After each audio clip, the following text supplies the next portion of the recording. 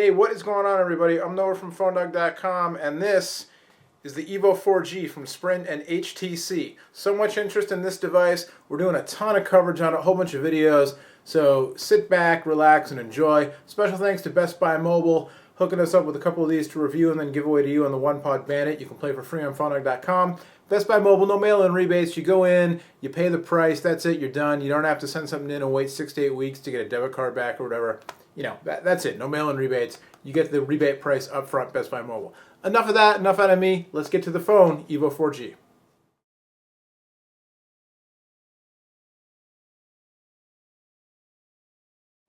All right, so in this video, we're going to take a look at the software running on the Sprint HTC Evo 4G. The software, the performance, separate video on, we did the unboxing, we did the hardware video. This one's going to focus a little more on the software. I'm going to tell you right now up front, I'm not going to be able to get into every little detail of the software here because there's just too much to cover. And my videos already run kind of long. I don't want them to be 45-minute videos. I will also say that if you've used a phone running HTC Sense, then you have a decent idea of what Evo's like. Just imagine it on a bigger screen and imagine it running faster. Unless you've used a Droid Incredible or a Nexus 1 or an HTC Desire, everything is going to run faster because this phone is run by a 1 gigahertz Qualcomm Snapdragon processor. It has a lot of RAM and ROM, and it's fast. And the other thing is that the screen being so large, physically so large, 4.3 inches, it makes everything feel roomier. In some cases, there are very few instances where things might kind of look and feel not as good as they do on the Droid Incredible, which is the same resolution, 800 by 480, but a smaller physical screen size. But I don't know. That's nitpicking if it's even true. In general, I think things look and feel and run great on this phone.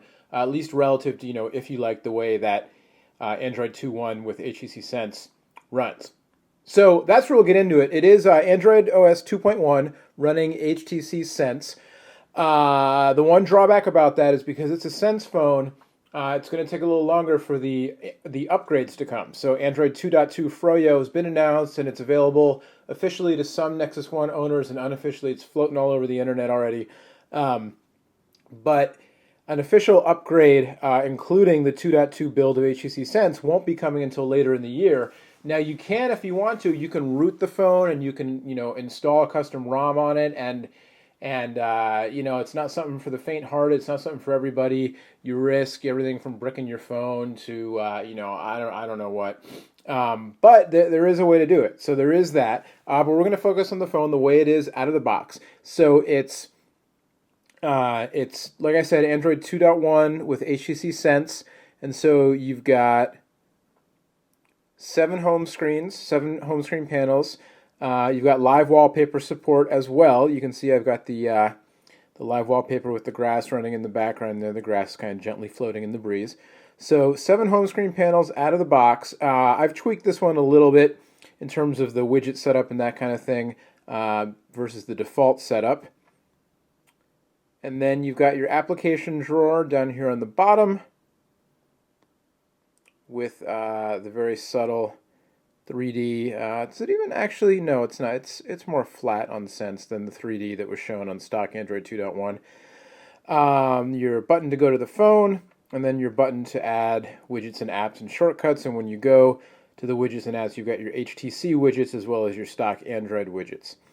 We'll go back to the home screen here. You've also got in Sense 2.1 what they're calling Leap. So you hit the home screen button and you've got an overview of all 7 home screen panels at once. A little thumbnail overview, kind of like Mac OS X's expose feature. HTC calls this Leap, so you can very quickly pick, if I want to go to my visual bookmarks page, I can just quickly get to that. You can also, from any home screen panel, pinch in to get to the Leap view as well. So a bunch of widgets out of the box with HTC Sense, and also integration with social networking services. Again, I can't get fully into that here, but basically it works really well. Everything's fast, everything's smooth, and you've got your friend stream widget, which lets you view your Twitter and Facebook friends. in a little widget view here, and then you can tap to go deeper in. And in this case, I'm looking at tweets using HTC's Peep app, which is their Twitter client that comes pre-installed on the phone. You've also got a couple different weather widgets. You've got an RSS feed reader widget that I've got going there, music player widget, a couple Sprint add-ons, including Sprint TV. We'll show you real quick how Sprint TV works on the phone. So it can only be viewed on cellular, not on Wi-Fi. It's loading up, suggesting that I watch some Letterman. I like Letterman, so let's do it.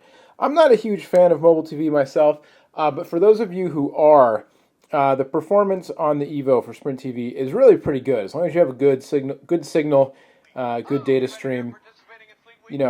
It's not HD, but it works fairly well, and you can expand it out to fill the screen, or shrink it down to its native resolution.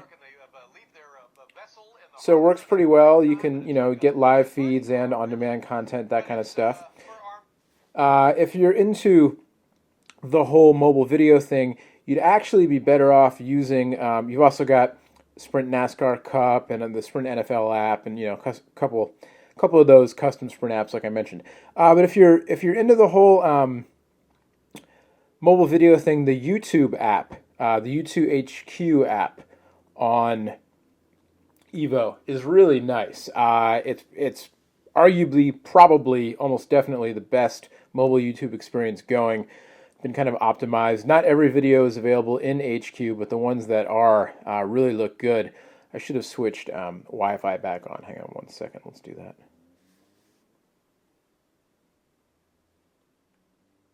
So we'll add the Wi-Fi widget here.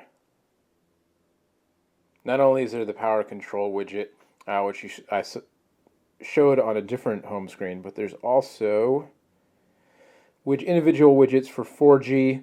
I'm not in 4G coverage out here in the San Francisco Bay Area. 4G not lit up yet on Sprint's network here. But 4G airplane mode, Bluetooth, GPS, hotspot, which turns your phone into a mobile hotspot. Extra fee from Sprint for that. Mobile network, mobile data, and then Wi-Fi. So we'll turn on the Wi-Fi widget. And so you've got these individual widgets to control the individual connectivity settings, which I think is kind of cool. But we will go back to the YouTube app.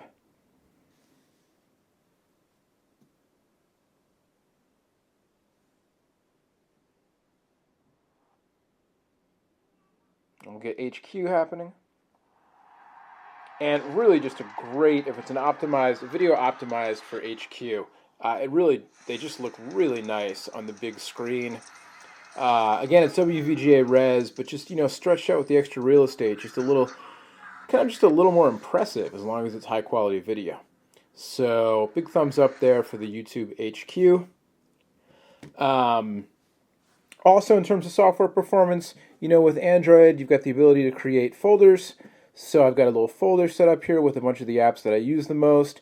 The official video chat service from Sprint haven't gotten any details about that yet from Sprint PR. They keep saying it's going to be closer to launch. Launch is tomorrow, so I'm not sure what's going on with that. The phone does come pre-installed with Quick for live streaming video casting. You can go to my Quick account, PhoneDogNoah, quick.com/PhoneDogNoah, to see some quick videos that I live streamed from the Google I/O conference. Works pretty well. You can use it with the front-facing camera as well as the back camera. A little bit of lag between, kind of the audio-video sync was off, but,